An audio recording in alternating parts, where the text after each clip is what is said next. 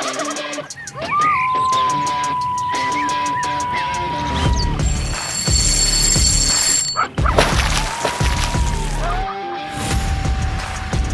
crap! We didn't get canceled after week 1. All right. Welcome to Camp Okayest, part of the Okayest podcast network. Camp Okayest, powered by X2 Power. X2 Power batteries to power all of your outdoor adventures. You can find them at your local Batteries Plus store. I'm your host, Shaun Ridder, joined this week by Mr. Greg Tubbs, the master of all. What are you, a co-host of Okayest Hunter, Okayest Fisher? Yeah, both of those. And if you really want to keep going, I have a work podcast too, but none of that pertains to anything we talk about here. So, all right. Yeah. Well, the reason I wanted to get you on the show this week, Greg, is because your name came up last week in the show, and I thought let's just revisit a little bit in a snippet of how the conversation went. This is me and Eric Clark, as I call him, Eric the Godfather Clark. And I know Tubbs is going to be joining me on here too soon. We'll, obviously be talking fishing and all the stuff. He's, by the way, just one of the most brilliant people that I've ever met. He's such a humble guy. He knows so much about so many different things, and he just is like meh all the time. That's what I love, Greg. He's always happy to help people too, which is great. I mean, he goes to a lot of events that literally help people, like their first turkey hunt or how to fish, or he brings people on his boat on Michigan. I mean, he's just a stand-up dude. So obviously we're just going on a bit about how, you're such a swell guy. You do all these great things, hosting the learn how to turkey hunt and the learn things like that. And it's just, I thought, why, since we talked about the guy, we may as well have him on the show, because there's a lot that we can talk about as we're entering spring all over the country. I mean, because you kind of do it all. You hunt, you fish, you turkey hunt. You're quite a well-rounded individual, Mr. Tubbs. Yeah, diversified to a fault, right? That it also leads to a lot of gear in a basement that maybe can't support as much gear as you'd like, or just overwhelming yourself with too many activities. But yeah, I don't do one thing well. I dabble in a little bit of everything, only because I enjoy it. I enjoy the variety, and like you said, getting into it. This is a time of year where you can do a little bit of everything. Turkey hunting. Went turkey hunting this morning. Go fishing. Did that yesterday for a few minutes. Caught some dock pets. It was fun. Should be looking for wild edibles, whether it's morels. Asparagus is going to be popping up here soon. Ramps are up. Guys have been finding ramps all over the place. I sat in a patch of them this morning while turkey hunting. It's a wonderful time of year, and you just kind of, if you have the time to sit, like on a day like today, in the 70s, sunshine, a little bit of a breeze, lots of ticks crawling around. It is that glorious time of the year, isn't it? It is. So it's a great time of year to be out, enjoy the weather. There's two seasons that are my favorite, spring and fall, and both of them do not last very long. No, especially not here in the upper Midwest where both of us are, in the state of Wisconsin, whether Wisconsin, Minnesota, Michigan, Iowa, even some Ohio. It is very short-lived. What's the plastic clinking you're messing around with there, Greg? The plastic clinking. I'm respooling a reel that hasn't been respooled in probably like 5 or 6 years. The stuff was looking pretty dry rotted, so I figured it'd probably be a good idea before we go hit the lake for opening day with the rest of the crowd on Saturday to put new line on this reel. So that's what I'm doing. All right. And if you're, farting around with a glass, let's say I've got my little pony here. I totally forgot about this. I figured since it's Kentucky Derby weekend, we'd break out the pony, and the fact that we didn't get canceled after one episode. We've been renewed. I thought it was time to finally crack into a special bottle. So look at that. And with you, being here, Greg, I thought, it should be a part of the ceremonial taking of the Blanton's bottle, which, by the way, I don't know if you know this about Blanton's. Yes, it's hard to get. I have connections, we'll just put it that way. Mm-hmm. But all these bottles, so it's got this like fancy little horse on the top. There's a letter, right, with every single one of them. If you collect all of the letters to spell Blanton's, you can give these to them, and they will then place all of these horses on a stave for you for the convenient price of free $99. Who said you still couldn't get a good value somewhere? I guess. I mean, you got you got cool little But toy horses that you when you can put consider on a. what it's 1, 2, 3, 4, 5, 6. Yeah, I did have to count out 7, 8, 8 letters. So that's $800 essentially going to spend at the fair market value, right? Like let's be real. Secondary market of stuff like this, it's a lot more expensive. So I guess we can all, if I know listening doesn't do the same thing. By the way, this is on YouTube as well, a live stream for you every week. Follow us on socials at Camp Okayest, YouTube. Search out Camp Okayest, or you can use the at Camp Okayest. But that is a good sound. The next favorite sound of mine is this. It didn't do it as much. No. Oh, yeah, catch there that? it is up. Oh, There it is. Oh, and just that smell. Yep. So all of us, you are together. I will put, this is, I'm gonna do a little pour for you as well. All right. Oh, nice little pour. I have gotten away from doing the rocks glasses, by the way, and I do like the old straight whiskey, like snifter. The whiskey snifter. I like it. It's kind of become my it's go-to. Supposed to taste better. And did you know, and you probably did, because you're more of a connoisseur of whiskey, bourbons, and such drinks than I am. Yep. That they recommend putting room temperature water in it versus putting it over ice, because over ice it'll actually make it taste a little more spicy.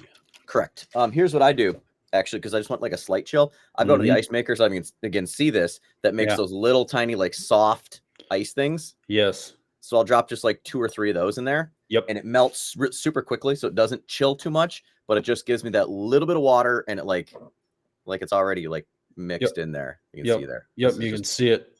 You can see it moving around. This is the old Rip Van Winkle distilling, which is obviously Buffalo Trace, Willett, Blanton's Aromatic City Distillery. Picked up this glass when I went and visited the distillery in 2020. Yes, did the pandemic trip and stopped there. You did a pandemic trip there, and I did a pandemic trip to Florida. So yeah. You do that every year, don't you? You do not every, like, so this year and last year was the first time we did it every year, right? Okay. Otherwise it was like every 3 to every 5 for a while for us. And like, I don't know. The more I go down there, the more I want to go back every time and just enjoy the nice weather. Although this year was a different story. It wasn't so nice. Conditions weren't great, but you'll hear enough of me talking about it on our podcast too. But it just, when you go surf fishing to catch certain species, the water needs to be clean. And it wasn't. It was like Mississippi River mud. I mean, I ran into that a couple years ago when I was in Puerto Morelos in Mexico. I went down there. If you're not familiar, Puerto Morelos, it's basically south of Cancun.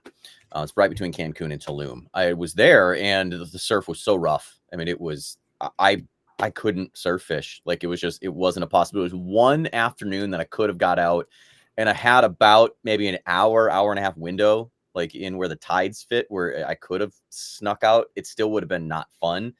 So I opted to not partake in fishing while I was on that trip. But what is the area of Florida that you go to? You're in the Panhandle, right? Yeah. So kind of towards Destin. So, nice sugar white sand. I guess you would call it the Emerald Coast. Yep. Beautiful green water. But I'm a little further east of that. So it can be beautiful bluish green water, sugar white sand. So if we keep talking about it, everybody else will want to go there, and then we won't be able to find a place to stay. Yeah, I know that growing up, we went down to Fort Walton Beach, Destin every single year. Family, friends, still actually in Fort Walton. And actually, we're talking this October.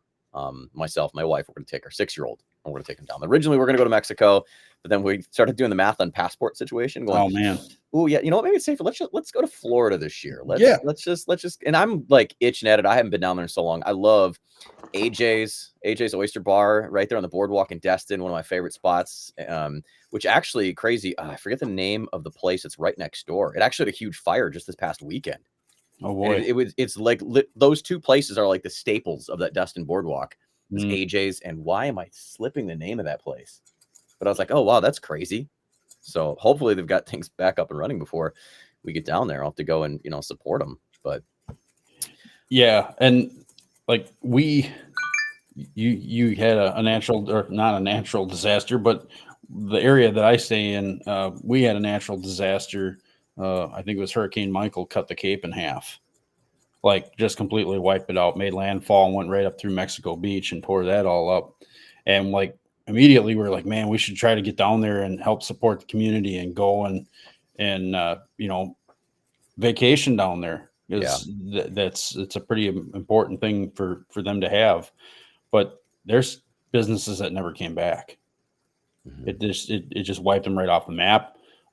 Certain bait shops no longer there because the hurricane made landfall right they were in the path. So restaurants completely gone. A couple of new ones sprung up, and they're doing really well. And I'd like to try and keep coming back and supporting them. So they're there for next time we go. I think that goes beyond just that. I mean, think about 2020 and how much, the outdoor industry has changed. I mean, I remember having conversations back in 2020 about that and talking with people that I knew that owned tackle stores and bait companies and things like that, and just how they struggled just to keep things going. And I forget the stat. There was a stat that I read somewhere of like just how many businesses never came back from it. Right. And like, I know of one in particular. I guess it's not even a sad story. It's a great story because, Dick Smith over in Delafield, he did everything in his power to keep the doors open and make sure he had baits on the shelf stocked. And I mean, in local big box stores couldn't keep up. No, like you walked into Fleet Farm, you walked into Walmart, the shelves were just barren. Brand new store in Oconomowoc, and there's nothing on the shelves. You go into that local bait shop and they actually had stuff. So it was great to see, like he took that and was able to really win off that whole situation. Random question here. This came up because earlier tonight, wife and I sat down. I had made steaks on the grill the other night. Like my wife, she was gone to Austin, Texas over the weekend, and she came back. I was like, what do you want for dinner? She's like, let's do steak night.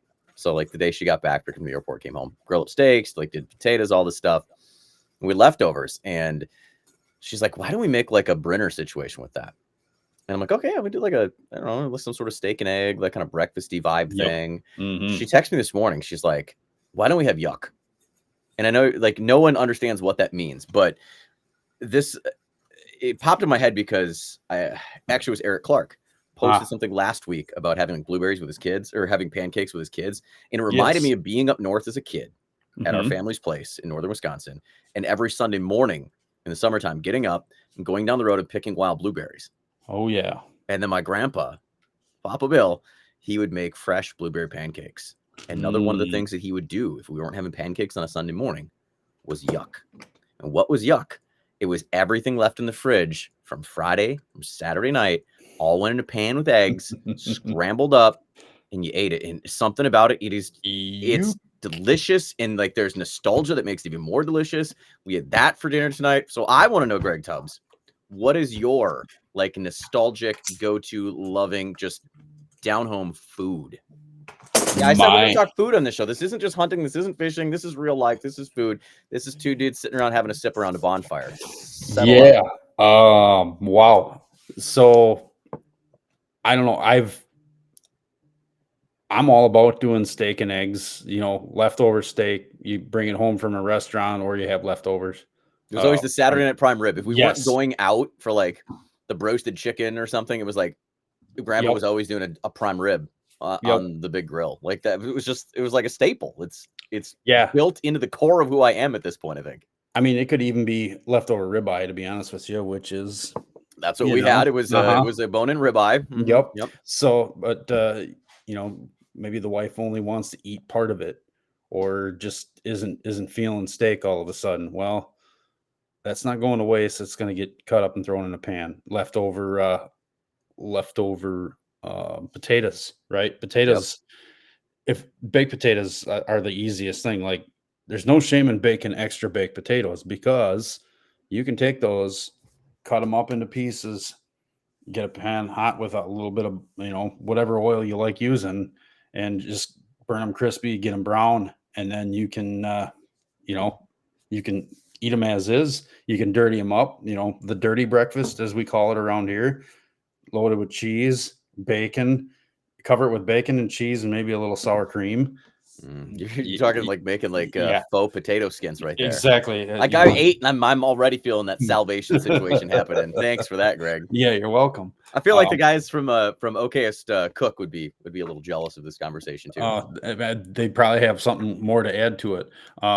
Chinese food is another good one to throw into eggs, particularly like either vegetable or chicken fried rice. A lot of that stuff already kind of has some egg in it. Yeah. Fire that in there. You're just making more eggs, but it's good. We do like a breakfast burrito thing where, say you got some leftover taco meat, whether that's beef or pork sausage for that matter. Whatever vegetables you got in the fridge, it's usually going to be green peppers and onions and whatnot. But we always slice extra, and that's part of the yuck, so to speak. I love it. See, now I've taught you something. You're going to take that. Yeah. Because there's no name for it. It's just all the stuff that it always looked like. I'm going to say it basically looks like vomit. Like it looks yuck. Yeah, it looks gross. And that's, I think, where the name came from. Yeah. But, like, it's so good. If you want to put hot sauce on it, you can, or not. I remember going up north too, kind of getting back to your up north idea or, memory. The last day of up north, we pretty much cleaned up everything for breakfast and lunch. So there was half a pot of baked beans going on with the eggs. There was, leftover pieces of maybe some venison sausage. Throw that in there too. There's no right or wrong way. People can call it as they see it, but I see it as it's food, it's fuel, and you really hate to waste it, right? Yeah, it's expensive. It's expensive to go grocery shopping. You can't go family of 3. You can't go to, we'll say, Woodman's. Like we just did a Woodman's trip. We haven't been there. We haven't done like actual grocery shopping in forever. I'd say Woodman's, if you're not around the Midwest where that is, would be similar to like a Publix. Yeah. Down south. I'd say Woodman's is similar to a Publix. And I would say Publix is probably a couple steps above Woodman's when it comes to their deli is pretty on par. The Publix are good grocery stores. Oh man. Yeah. See, I mean, 2 fat kids, we like to eat. We're 2 people that are well traveled that have been to other places of the country. But like I am admittedly a food elitist, a food snob, whatever people call me that. I'll own the title. I'll take it. I love going out for a 5-star, like amazing dinner, Michelin chef. Like I've done all the fancy restaurants. I do it from time to time and I love it. And I enjoy it. But to me, there's nothing better than food cooked over a fire. Like to the point where I'm going to play like into a weird dad stereotype here. I've actually got like 3 cooking devices. None of them is a Traeger. I will not join that cult. I don't have one either. It's a Weber, man. It's a Weber for me. And then I've got that really chintzy, cheap gas grill that's half of it's gas, and the other half is an actual charcoal grill, which hasn't been used. Yep, Weber kettle. I've got my offset pit, which I could like put charcoal, but I've modified in offset. So I've got offset, firebox, and like built the whole baffle and all that stuff. So an actual like big, large frame smoker that I smoke things in. But the thing I cook the most on, I've got a freaking fire pit that's got a grate that hangs over the top of it, and I can move the grate up and down. I will start a fire in that fire pit, and I will cook all summer long. I'll be cooking everything over the fire. I will get up on a weekend morning if I'm not going fishing or something, and I will literally take out the percolator, and I will do percolator camp coffee in my backyard. Because to me, something about coffee tastes better over a fire than it does coming out of your coffee pot. Fight me about your $17 Starbucks. I will take you in my backyard. You can have this. You can have Starbucks. Yeah. Just thinking about it, I'm like, I can't wait for the summer eventually to show up here in the upper Midwest. We've just been in purgatory forever. And I know like these last few days here, like, the early part of this current week was pretty decent. We've had some nice weather in the 70s, but man, we had like, and I was talking to my neighbor a couple of weeks ago as I finally did the mulching in of the leaves from the fall that were in my front yard. I was like, I was going to do this right after Halloween. It was like shortly after Halloween, we instantly had this snowfall that covered everything. Right. And then it like kind of melts, but then it was like cold. And you're like, well, I'm not going to go out there and mow the lawn when it's 20 degrees. Like this just seems stupid. And then we got all of winter here in Wisconsin anyway, in a 2-week window. 1 week was just like snowmageddon. The next week was polar vortex, like you're freezing living in the tundra of Alaska.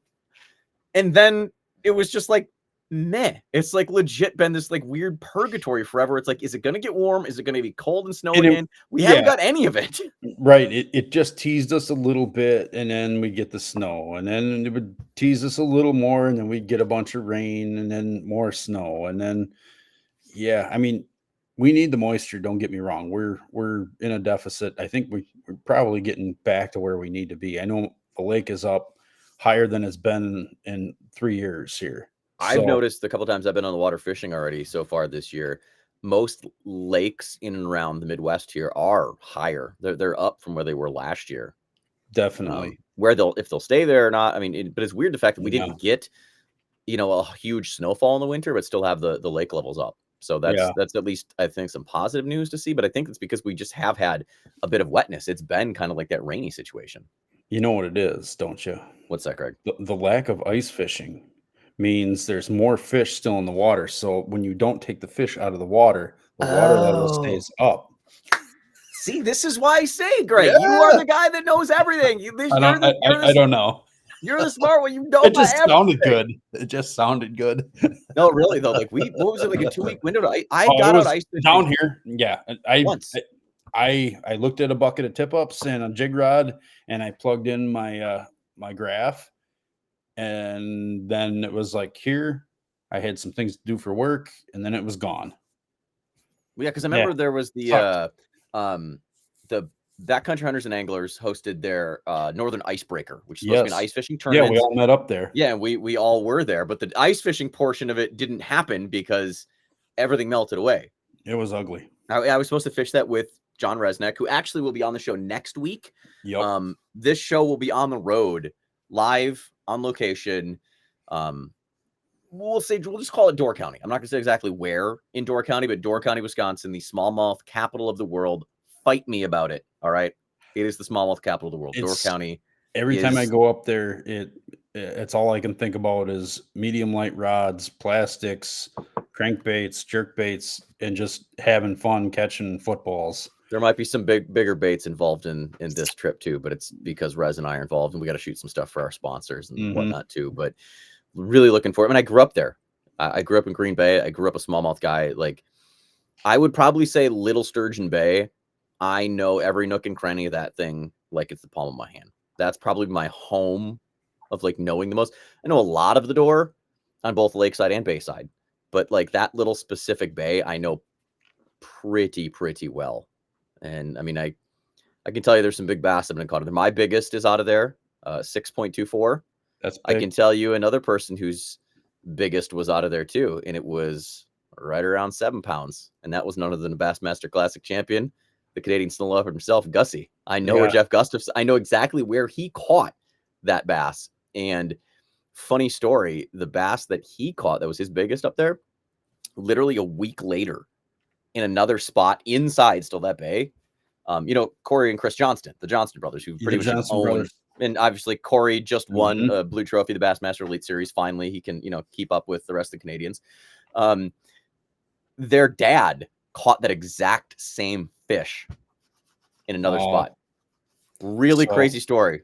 Crazy. I'm not making it up. Gussie told me it himself. If he's lying, then if it's not. So like that shows like literally anywhere you've got a chance to catch big fish up there. That's why I say it's a smallmouth capital. I know Mille Lacs is great, and a lot of people are going to talk about just seeing what the pros do when they go out out of Waddington, New York, and stuff like that, and they're hitting the Great Lakes.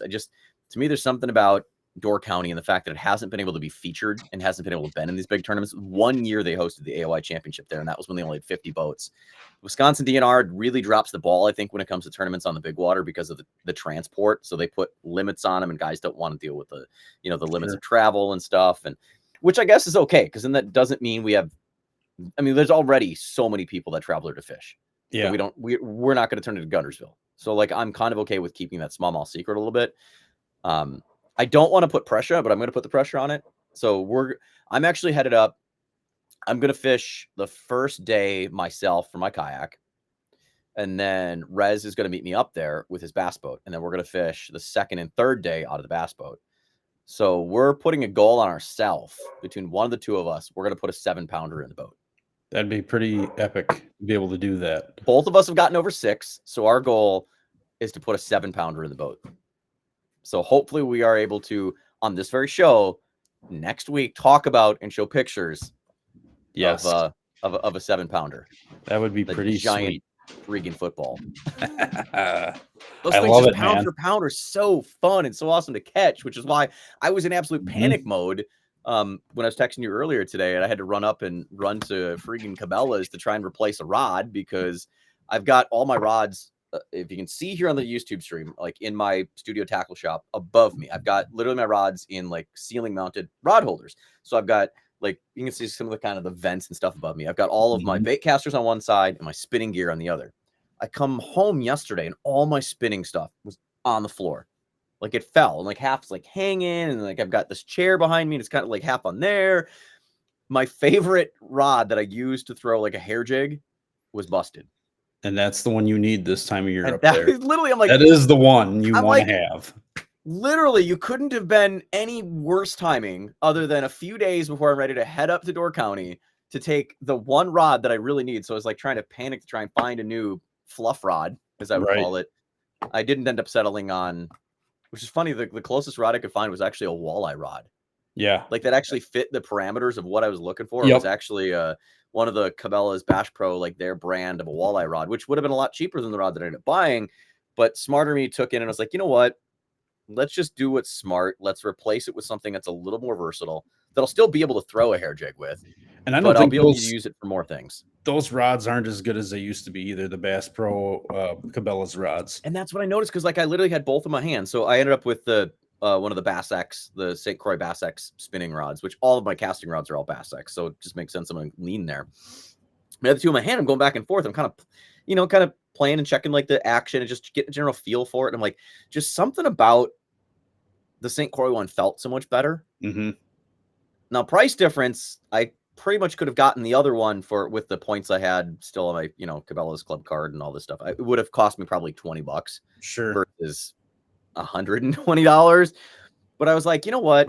Like, don't do this to yourself. Why am I going to buy something that it's going to bother you because you're going to feel that thing and pick it up. Like I've got a couple of rods like that too, where you pick it up. This thing just feels front heavy. It doesn't hold well in your hand. I would only use it for throwing the fluff. I would only use it throwing a hair jig. And I'm like, you know what? In the tournaments and things that I fish for my kayak, how often am I actually out there throwing a hair jig? How often do I need this? Like I've got a few other rods that kind of have specialty things, but I'm like, no, I'll be smart about it, be more versatile. And I think that's like a great thing for people to think about if you're looking for, fishing rods and reels and things, especially if you're new or you're just starting to kind of build up an arsenal, as we're called. Like, I say, think about being versatile. Think of what you're going to use the most. Like too much. And I think Eric and I hit on this last week on the show, is that so much of like social media makes us feel like we have to have, like everything has to have a specialty. To say like a specialty rod, like, oh, you have to have a flipping rod. You got a swim bait rod. You got to have a worm rod. You got to have a chatterbait, a spinner bait. Like, as an Okayest fisher, I'm going to tell you, if I could honestly have 4 rods to bring with me, maybe 1 or 2 spinning combos and 2 decent bait casters, I'd be really happy about that. Because then, a fish doesn't know it bit on a chatterbait rod when you were throwing a crankbait with it. It doesn't care. No, and half of these rods from these, again, they're great rods. The more expensive the rod, the more sensitive. Like I basically say, when it comes to any sort of gear in the outdoors, whether it's hunting, fishing, camping, hiking, the more you spend, you're basically buying comfort. Yes. At the end of the day, you're buying comfort. And if you're okay with being uncomfortable, welcome to Camp Okayest. Yeah. Like, just use what you have. You can get by with anything. That's what it's about. Like, I look at these, like, so I spent $125 on a Bass X rod. That's expensive. That's a lot of money. It is. But you could look at, something even more comfortable. We'll use that term. More comfortable in a Legend Tournament series. Right. My wife bought me one for Christmas one year, like a couple of years after we were married. And I just put it on my list as a joke. Yeah. And it ended up showing up in the tree. Well, you married the right woman then. I guess. I'm like, we didn't need to do this, but cool, thanks. Yeah. But I see all these, especially fishing reels. Reels is the thing that gets me the most. I am sorry, and I'm not knocking it or saying I am not spending close to $500 on a reel. No. All of my reels are Well, PC and Fun. I mean, yeah, yes, I worked with them, sponsored, whatever, last year, but I worked with them because I bought from them first. I was a customer first because I wanted to try them. I said, word of mouth, someone's like, you should try this. And I tried them, like, these are pretty damn good reels for real cheap. And if I get 5-10 years out of a reel, because I mean, I'll take care of them, keep them, lubed and all the stuff you got to do. If for some reason it happens after 5 to 10 years and the thing just burns out and goes to crap on me, if I only spent $50, that's the cost of entertainment essentially. Because I'm out a lot. Like I fish probably, I'd say 60 days out of the year. that's quite a bit. You know what I mean? Like I'm out a lot. Between practice and tournaments and all, like I'm out fishing quite a bit. And so I abuse my stuff. I mean, I take care of it, but it gets used. And I'm using it. Like everything's still fine. I haven't had a problem. So I look at these guys buying these huge, like, $300 to $500 reels. And I'm just like, man, you do you. I'm never going to tell anyone what to do or what not to do. Or Right. What's I mean, what's wrong. everybody's got their guilty pleasure, and if your guilty pleasure is $500 fishing reels, I just hope that it's not getting caught up in that social pressure thing of like social media telling you like, oh, you can't fish or you're not, you can't even enjoy fishing unless you have X, Y, and Z. No, I look at it as it's a tool and it's got a function, and like I know where you would need that $500 reel, and that would probably be tuna fishing because those things burn drag like a mofo, and like you're not getting away with spending $200 on a reel. It'll torch the drag in that reel. There's only a handful of reels that are going to handle that kind of pressure. Right. That's where you got to spend the money. You got to spend it where you need it. And we're bass fishing here. We're pike fishing. We're walleye fishing. We're pan fishing. Yeah, once in a while, it's nice to have something a little bit nicer that probably will last a little longer. It's a longevity thing. Then yeah, you'll pop an extra $50 to $60 on something. Then it's probably worth it.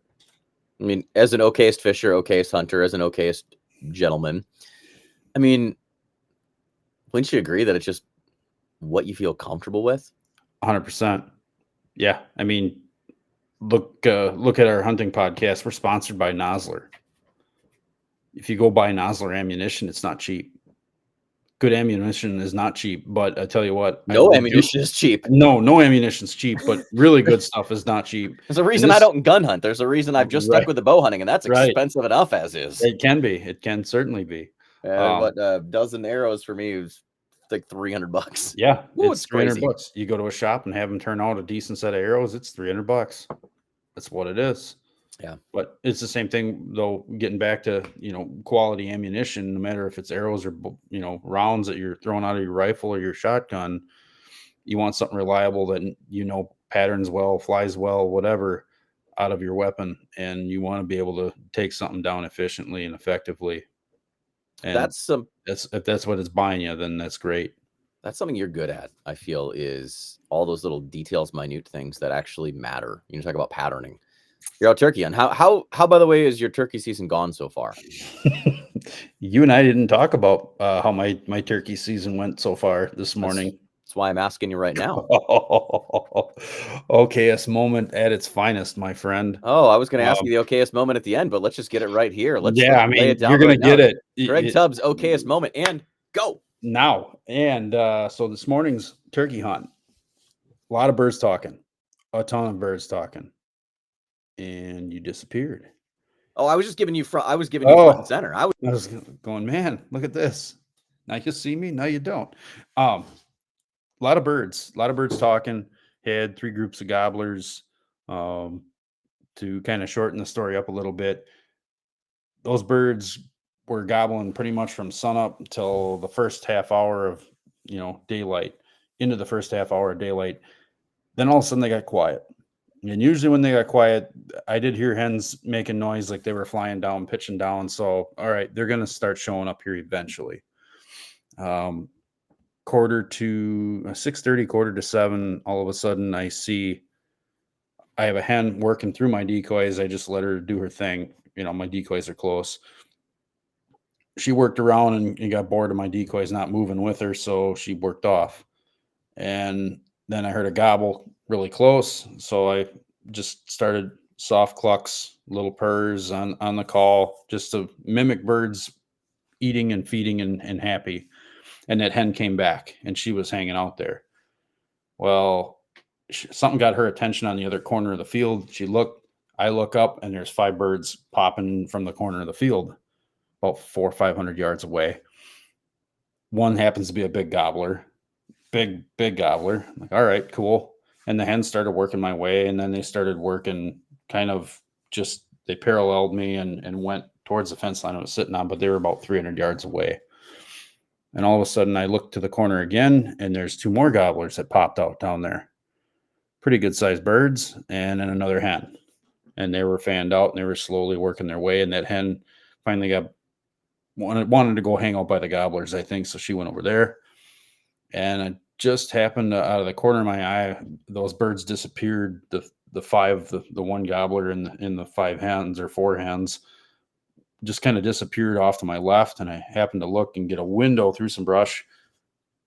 And all of a sudden they're working my way. And I look and wait a minute, that's not the same birds. There's 5 gobblers, and 4 of them were in full strut, and they're dragging their wings and walking my direction. Oh crap. So 4 of them, and then there was another one that was a loner, kind of off, just a little bit further off the fence line, and he's paralleling the fence line and walking right to the decoys. And I just happened to catch a glimpse of him through the brush, and he's closing distance. Oh crap. So I'm trying to turn on cameras with my cell phone, these silly GoPros, and fighting with one of them. It shit the bed. And the other one kind of worked. So there's probably a video of me and that one that did work, cursing and swearing at the GoPro. Please share this. Please share this. We'll see. We'll see if it turned out. I haven't been able to retrieve it yet. I had to update the camera. So the bird is closing I put a leafy face mask on, and I didn't wear a hat. I just wore my leafy face mask because I have these wonderful reflectors on my face, and I'm looking right into the sun. So I'm very conscientious, maybe too conscientious of that. And it ended up burning me, to say the least, because it was a little breezy this morning. So I'm watching that bird. I get the cameras turned on. I think I do. I get the gun up, and I'm watching the bird. And I shoulder the gun, and he clears the brush, and he kind of starts to drop down to fan out. And so I lean down on the gun, and I shoot with both eyes open. I'm watching the bird with my left because he's coming from the left, and I'm looking down the barrel. Wait a minute. Where's the barrel? I can't see anything. Half my face mask drooped down over my glasses. Oh. And I'm going, no. So, and he's picking up speed. I'm going, crap. And I rushed it. I should not have rushed it. So I pulled the hand holding the gun here, try to flip it up. I can see down the rib of my barrel. I go to turn the safety off. And just as I'm kind of lining up the shot, the face mask falls down over my eye again. So, but at this point, I'm thinking, well, I can use my left eye because I can still see him. What do? I shot to the right of him. I squeezed off and shot to the right, and that bird bucked and wheeled. And as soon as he did that, my heart sank. I only brought 2 shells with me, cranked in another shot, stood up, because by then when he cranked and wheeled, he hopped 3 wing beats. He was up and he hit the ground again. Just gonna say he was a long ways away already at that point. Yeah. So then I pull up my barrel, and all I can see is brown stuff in front of my eye again. We're gonna send another one over the bow anyway. And that bird, that last shot, there was 6 gobblers at least in that field. They all gobbled after that last shot, and just they a all shock gobble, and they all hauled ass off the field. Yeah, yep. And see ya, bye. Oh man. Oh, that is an Okayest moment. Oh, totally. And and meanwhile, the hens are just like the hens that were out in the field that were playing around in my decoys. They're out there like, what is going on? And so then see my big dumb ass, like I was this close to like Last of the Mohicans, jump the brush pile and chuck my shotgun at it. It was Might have been frustrating. a better option It for might you have at been a this better point. option, man. Man, I tell you what, You got to get yourself a it, bayonet on that it's- thing, you know, it when was that thing rough. falls. And that bird was close. It was like 8 yards or closer. It was pretty tight. He was right next to me, just about. So Sorry, don't mind me. I'm just no, stripping here. For some reason, you're I'm sitting here good. like, God, I'm getting so hot. I've also got like my heater going. I could probably turn it off. I'm like, why am I wearing flannel, man? I'm like sweating. Yeah, Woo! Like the bourbon's not kicking in that fast. Holy cow. it could be. You never know. You know, But when you say like the rushing things, it reminds me of this past fall, myself bow hunting. I had one of the situations where it was later in the season. It was after I kind of had all of my big buck encounters, and you know, it was when you knew things were going to start to struggle. There's always that slowdown, that late season lull that you know you kind of got to fight through. And I knew that was coming, so I knew this was going to be kind of one of my last chances to really get a good sit in. I had 2 does come in really early in the morning, and it was funny was I saw the one coming, and I had to like kind of do like a half spin, like grab my air, and I go to like turn around, and as I do that, I didn't realize there was a second one right behind it. She's right there just staring at me, watching me move. I'm like, oh crap. They both take off. Like, all right, whatever. That was one chance. Still early, maybe later. Later on, come up the hill, come up top of the ridge, comes like right towards me. Another big old doe. I'm like, all right, here we go. Let's put some meat in the freezer. You know, it's might be the last chance we get for the season. Gets right near me. I pull back. I'm waiting. Doesn't want to stop. And I got like 2 trees that I've got to like get her between. And I usually don't like to do the whole meh, meh. But I had to stop it. I'm like, meh, meh, meh. And then finally she stops. And I squeeze. Oh. And she just takes off. And like as she takes off, I see my arrow going over her back. And I'm thinking, how did this happen? And I went 3, 2. Oh crap. I have a 2-pin sight. So I've got a set pin at 20 and a slider. Guess what pin I was looking at? Yeah, the slider. I'm looking at that 40-yard pin essentially. So yeah. Oopsie. I'd rather miss than wound. A clean miss is better than a wound and a chasing around all around the county. The one doe that I had to punch this year that I put a good hit on her. I just must have been a little high, something. Rez came out to the savior on that one. We tracked that thing for mile something, and then we lost it onto private land. Couldn't get a hold of anyone. That's tough, man. I punched that tag. I mean, I'm that person that's, and again, your tag, your hunt, you do you. That was one for me though, that it like, I'm always that person. Like if I know that I hit it and I think there's a chance the animal didn't make it, I'm punching that tag. Yeah. I fed the coyotes or what, you know what I mean? Like I fed nature. It's a part of the circle of life. It is. You know, it sucks. And some people be like, oh, that's so terrible. Why do you hurt? Like, again, it's the circle of life. I still punch that tag. It's not like you know, and again, your tag, your hunt. I'm never, let's be clear about that. For step one, I'm not ever, that's just my personally how I go about it. And yes. So, of course, you know, where I am here, I get like three doe tags and a buck tag. So, you know, if you punch one, you still got 2 more tags. Right. Because we have just such an abundance. There's so many, you know, There's in a lot of southeast deer. Wisconsin and the farmland down here. Yeah, it's not like in the Northwoods where deer are hard to come by. Right. You know? And I don't want to downplay the seriousness of, you know, claiming an animal if you can, but the reality is a lot of our deer are getting hit by cars. Yeah. Coyotes are there to help clean up the landscape, and they feed off the ones that are easy to catch, or, you know, ones that are dead already. So like you said, it's a part of the circle of life. We're just sort of helping it along the way. It's inevitable that those deer are going to meet an end at some point. Well, and it's, you know, then you start looking at CWD and all those things. I mean, we could go down that rabbit hole, which I know we will at some point on this show, because it's something that I've gone down, and I'd love to talk to Doug Duran about that, because we could probably arrange that. Yeah, I think he's one of the best, most well-spoken people in, if not all the Midwest in the country on that, and what he's done in his county, in his area of Wisconsin. He is trying to promote it and trying to, you know, do something about it. I think it's great. And that's where hunting, I think, is such an important thing, is in the population control, because there's always that argument of like, oh, you know, they just give a hunting. I remember as a kid at one point, like, because again, we were in northern Wisconsin. Deer are hard to come by, like you said, Greg. Mm-hmm. It was always the DNR just gives out thousands of tags because the car insurance companies pay them to give out tags because they don't want people hitting them with the cars. Whether that was true or not, I don't know. Yeah, we don't know. It's politics. You can't believe anything. You believe Politics everything and nothing and everything, and actually just don't ever believe anything. Right.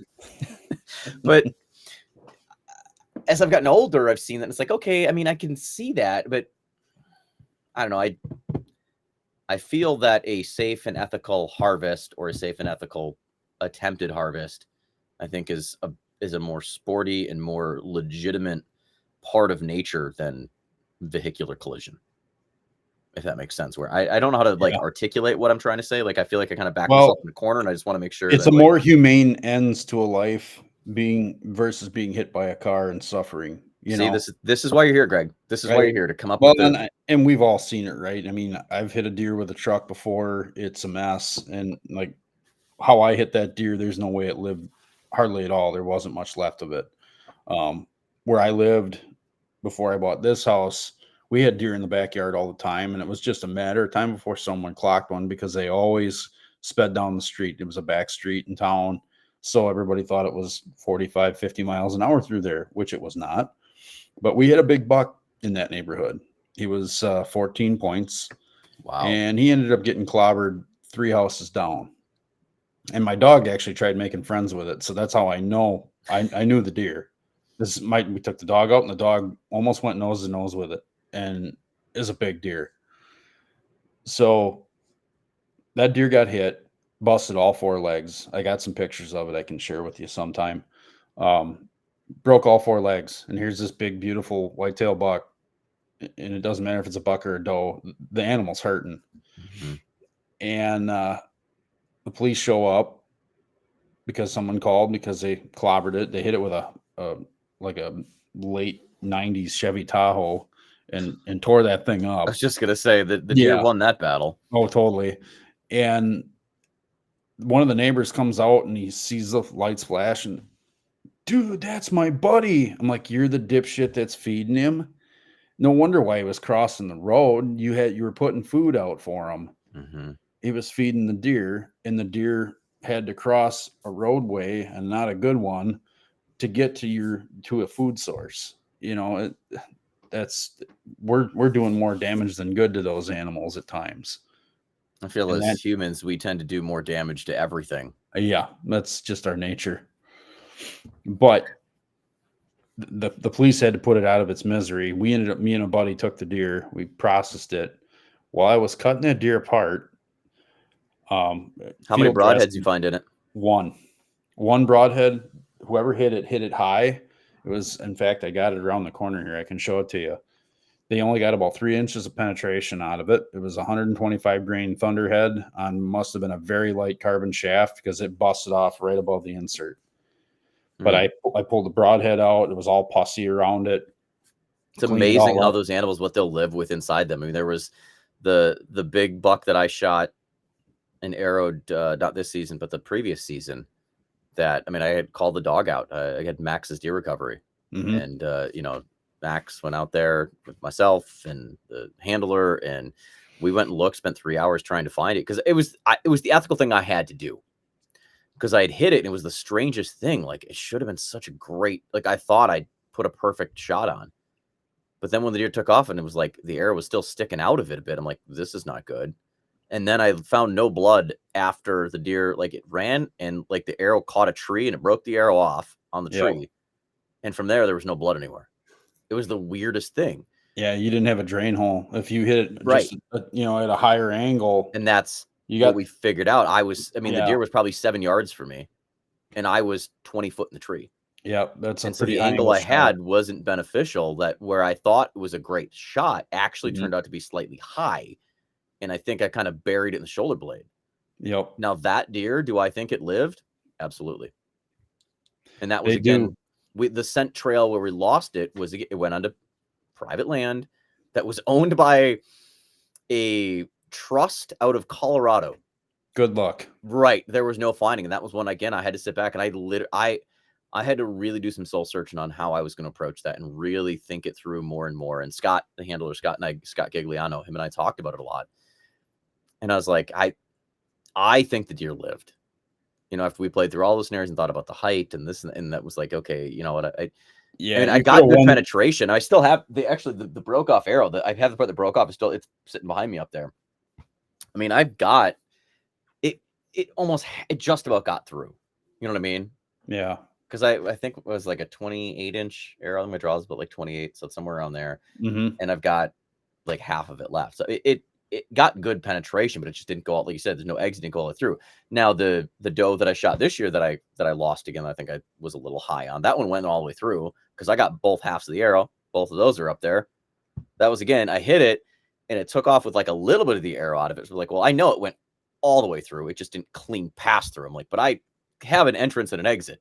Yeah. And it wasn't far before we found the back half of the arrow, and then not much farther from the front half of the arrow. So, I mean, it obviously, as soon as it hit and it ran, it snapped it in the middle, and they both fell out. And then there was blood all over, and the blood slowed as it went, because obviously deer, they, fatten things, clog holes, and they do. That was a big doe. and arrows don't make good levers. They break and they flop around and weird things happen. Especially the light carbon ones too now. I mean, and I shoot what do I shoot? Here we go. Again, it's not great video. The Gold Tip Velocity XT 500. So these are, where's the GPI on it? 6.3 GPI. Sure. And I shoot it with 100 grain fixed broadhead. I mean, it shoots great for my setup with my Bowtech Revolt, but yeah, I mean, these arrows, they're designed for a lighter draw weight, and you're pulling a lighter, more comfortable draw weight. Yes, I do, because I'm a person that doesn't believe I have to put on the muscle show, and because my bow can draw to, say, it's 70 pounds, I don't have to draw 70 pounds. No, but you could effectively kill at 60, 62, 65 if you wanted to. I've got 60 pounds. 56 pounds because I can draw it and I can hold 56 so the cows come home. And I'd rather have that ability to be able to hold it there forever and just be comfortable and not like strain pulling. Because when it gets cold, if you've never hunted in cold weather, and I get like people down south, like 30 degrees is cold, but I mean cold, I'm talking like close to zero. There's a certain amount of your muscles don't quite work the same.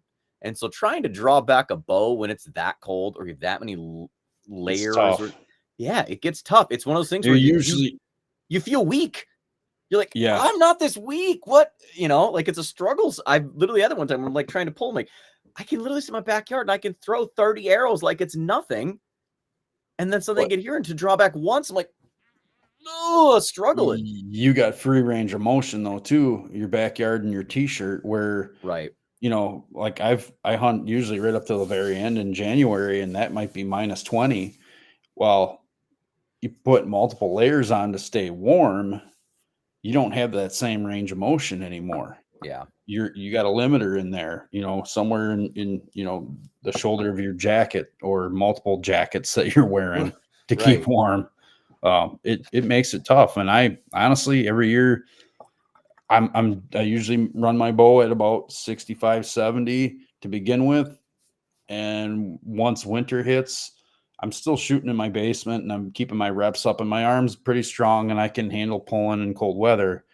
But I usually back it down about a turn or so. I pull about another 2 pounds out of it just because I know I'm going to need everything I can if I do get caught while I'm shivering and I'm wearing all those layers and I don't have that range of motion. I'll back that bow down. Do you have to resight then after changing your I always reshoot.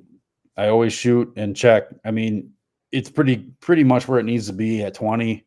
It's when you get out there 30, 35, 40, and I'm not taking shots at whitetails. I don't care. I just don't like to do that with bow hunting. The farthest I've killed a deer at was 32 yards. And that was good. And I didn't really care to make that shot, but it was one of those where, well, this is it wasn't do or die, but it was do or die. I wanted a deer. I hadn't shot a deer yet, and that one presented that opportunity, and I took it. It was a nice doe, and it didn't go far. It died, but it's I like to keep them in close. It's part of the thing for me with bow hunting is it's a pretty intimate thing to be able to hear that animal breathe and watch it do what it does and have it nice and close like that. And we can still fall apart when they're that close. I mean, look what happened with the turkey this morning. Right. And I know you've heard the story just from our relationship and talked about it, but I mean, I'll share it with talking about that was so the hunk of public that I hunt a lot and hunted a lot again this year. There's some big bucks, and I've had some great encounters with big bucks to the point where like I had the smallest buck I saw was a really good looking 6 who laid down 32 yards from me, just laid down. I had no clue I was there. And I just let him be. But I had also known that I had a tall 8. So he's like tight basket, tall tines. Then there was another one that was like big, wide, like small, skinny tines, but just like big, wide 8. And then there's a giant 10. I had 7 encounters with that giant 10 this year. And the last one I had, that thing should have been dead. Okayest moment. So picture it. I'm sitting in my stand. At this point, this is when I'm still in a hang-on stand. I hadn't made the switch to saddle yet. This deer played a big part in me making the switch to the saddle. So I'm sitting there, and I had my bow hung on my left side. So obviously, I pull with my right arm. Left side is what I grab with. So I'm going to set it over my left shoulder. So, if something's coming, I just kind of slowly can reach back in my left arm, pull it off the hanger, clip as I'm coming, draw. It's a fluid motion. Some reason I couldn't quite get the bow off the hanger for a second, and the deer was approaching on my right side. So I get to the point, I'm like, and I just get clipped on, and that deer is 10 yards from me. I can hear it breathing. And he looks right up at me, and we are eye to eye staring at each other. And I am just thinking, damn, you are an absolutely beautiful creature. I could rush a shot right now and wound you, but I don't want to do that. I'm just going to enjoy this moment and enjoy where we are together in nature. Yeah. And that was, I didn't need to kill that deer. That moment that we shared, you talk about it, like the intimacy. I shared that intimate moment with that animal. That animal lived on, will continue. And I think that animal, as long as it makes through winter, should be back for next year. That's what I love about bow hunting. I love, like you said, the intimacy, and that got me. Like I'm like, it's hair standing up, like gives me chills. Like how it's romantic. You got to love it. Either you love it or you don't. And I don't know. There's something about bow hunting that was always my favorite thing as a kid until I got a really good dog. And then my next love was duck hunting. I'm adult onset. I never hunted deer. Okay, take it back. I think when I was 16, I went out for like, I don't know, opening day essentially as a kid, because I felt like, I should experience deer hunting. But we never had like the deer camp culture. We never had that.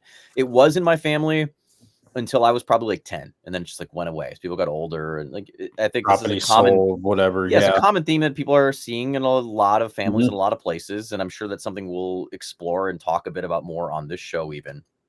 Yeah. But I remember it was like, just like me and my old man, we went up to our family's place and just like, we hunted, the 2 of us. It was nothing serious. It wasn't anything. I saw like one deer run by when we were walking through the woods, like walking out one day.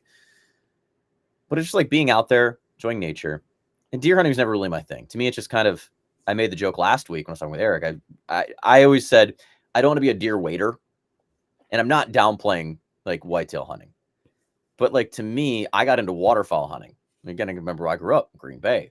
We're smallmouth fishing, and we've got some amazing duck hunting, diver ducks.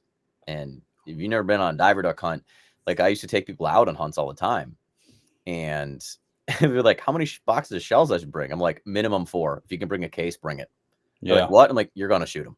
Yeah, you will. will. Like, well, I'm like, no, you're going to shoot them. those birds are fast, and you're going to be behind them every shot you take until And you once figure you out do down, you're gonna have to hit them again. you're going to have to follow up. Which is why I always kept smaller, like 6-shot in my gun, where someone was with me, they'd down it. I could quick try and finish it for them with, obviously the more BBs get more punch. But those birds are thicker, they're tougher. So I always loved waterfowling. And when is waterfowling? Same time as bow season, same time as deer hunting. And I didn't feel it was worth my time to waste in my mind, right, to try and deer hunt when I could be duck hunting. And to me, some of the best duck hunting started as soon as gun deer season starts in the Midwest. Yep. That's when diver duck hunting gets just chef's kiss excellent. It gets so fun and so awesome. We had layout boats, like it was a whole thing, which I can't wait I will have the guys from Up Duck on. I know they're gonna, I'm sure, learn a lot about me and my background. And I don't know if any of those guys have done layout hunting and diver hunting. If I have, I haven't yet either. I've never layout hunted. I always wanted to, and I had another buddy that we were big into it. We had like, hey, we should check these certain things off. Snow goose hunt in the spring. Done that a few times. It's awesome to see that big tornado of birds fly over. Hunt flooded timber. Well, never made it to Arkansas to hunt flooded timber, but we had a few spots that conveniently they were timber and they flooded, and we were shooting wood ducks and mallards out of like crazy. It was fun. That's so much fun. Yeah, it's a blast. Teal are a lot of fun. They cruise fast. If you want to learn how to lead and shoot at ducks, go teal hunting. You'll get frustrated, and then once you finally down one, you'll be so happy. It's awesome. It's an awesome. Then you're gonna go get cream cheese, bacon, jalapenos, and you're all set to go. Yep, you're rocking and rolling. Circle all comes back to cook. It all comes back to food with things. Certainly does. If I'm gonna kill it, I'm gonna eat it. You bet. You better believe it. All right. Well, I don't want to run on too long here. I feel like you and I could continue to talk like absolutely forever and go on about this stuff. But I think like the general theme that you've seen is that like we're all just okay. Yeah. and you are the most well-rounded person. So thank you. I mean, you're looking for advice for anything, find out Greg Tubbs, find him on social media, listen to Okayest Hunter, more so listen to Okayest Fisher. Listen to the Okayest Fisher podcast. You and Matt, you guys are great. Once we get our volume issue, apparently, I had a buddy call me today and say our volume was terrible. Like they could hear maybe one of 5 words I would say in a sentence. It was pretty rough. But yeah, I promise I'll get the. Well, there's an audio engineering type person within the Okayest family now officially that. Yeah, maybe we can work on a barter. We can work on a trade of sorts. Okay, and get that figured out for you. I think it's going to be too difficult. But no. What's the future plans in the outdoors to kick off spring other than turkey hunting look like for Greg Tubbs? Opening weekend. I almost, you hate to go because it's like rookie weekend, but you almost got to go because it's rookie weekend. Bring your lawn chairs and just sit at the boat ramp. Lawn chair and a cooler of beer at the boat launch. I think you'd probably be well entertained. But we do hit the lake and we try to go catch some fish. I'm not going to lie, if I can't get game fish to chew, I'm going to hit the default to panfish because I know how to catch panfish. There ain't nothing wrong with that. I literally have a video I put on my YouTube channel back, was it almost 2 years ago now? It's crazy to think. Feels like it was like yesterday still. Yeah. About exactly why I keep this small little like tiny Tupperware container with just like some panfish stuff in my boat at all times for exactly that random moment. It was this time where I was out early spring. Yep. I was out just kind of it was just a tune-up thing, getting into the bed right before tournaments kicked off. And I found some crappies that I was like, this is too good to believe. Yeah. I start digging through and I find it was the littlest, crappiest, whatever jig, man. And I spent probably 45 minutes there. I put 12 in the boat. I kept 10. I threw the 2 biggest ones back. I could have sat there forever and just cleaned their clocks. Yeah. And they were not small. They were, when I say I threw the biggest ones back, I threw the 12 and 13 back. Yep. And I get down south, I've fished crappies down in Arkansas. I know what a big crappie is. We don't get those in the north. We don't know. But for us in the north, like a 12 and 13 inch crappie, that's a legit crappie. It's legit.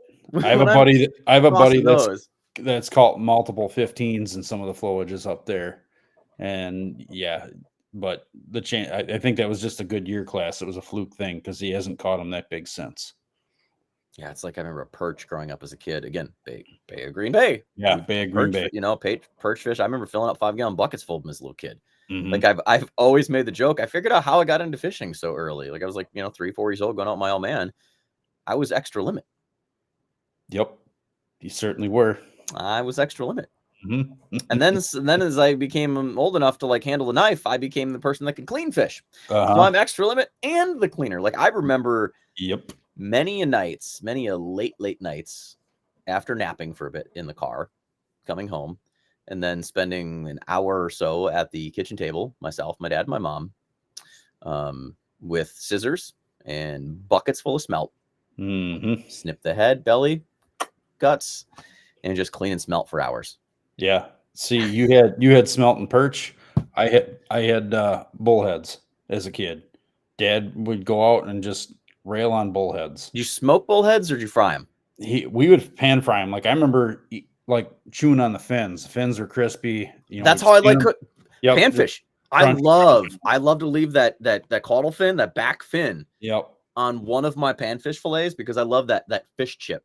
it's a chip. Yeah, but People will be like, no, I'm telling you, man, if you've never tried it, keep that fin on there. Those fish chips, man, those tail fin chips are so good on panfish. Yeah, it was the tails. We would always eat the tails, and they were crunchy. My brother hated that stuff, so I don't know. There was too many fish fillets being wasted, but we would literally skin them, leave the tail on, and there would be some backbone in them. So I would crunch the tail, pick the meat off the bones, and that would be it. I'd eat 2 or 3 of them like that. And we would catch, bullheads that were probably 10, 12 inches. That's Real nice, normal. Yeah. nice yellow bellies. Oh, yeah. They were good. But I grew up at night, eating that obviously, stuff. right? Like I feel like all you ever catch after Oh, 8 yeah. o'clock at night in the summertime in We would go out. Wisconsin is bullheads. Yeah, you don't catch them like that anymore. You just don't.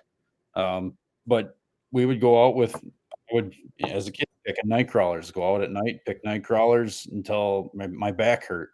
And then, that was the ammunition to go to go harvest some fish later. And it was always bullheads after dark, sitting out there with a Coleman lantern, swatting mosquitoes and catching bullheads. And, sometimes you just, I don't know how many we would keep.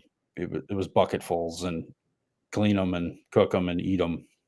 This just popped in my head too. Another one was like random fish, random food things that I've got to ask the guys from Okayest Cook about this, or at least bring it up to them, because I guarantee none of them have had it and none of them know anything about it. Perch eggs. Never done the eggs.